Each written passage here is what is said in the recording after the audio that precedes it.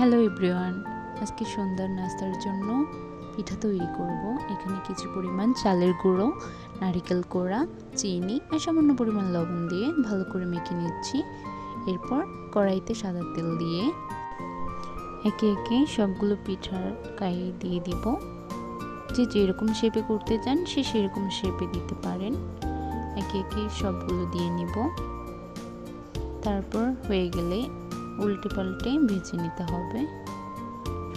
এই তো আমার পিঠেগুলো হয়ে গেছে। এই পর্যায়ে আমি সব পিঠেগুলো নামিয়ে নিব। একে সবগুলো পিঠা ভেজে নামিয়ে নিব। পিঠেগুলো খুব সুন্দর হয়েছে, শর্টকাট রেসিপি।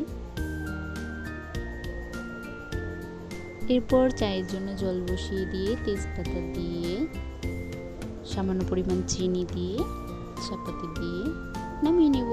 এই তো তৈরি হয়ে গেল আমাদের সন্ধ্যার নাস্তা, বড়া পিঠা আর চা। ভিডিওটি ভালো লাগলে লাইক, কমেন্ট, শেয়ার, পাশেই থাকবেন। Bye, tata.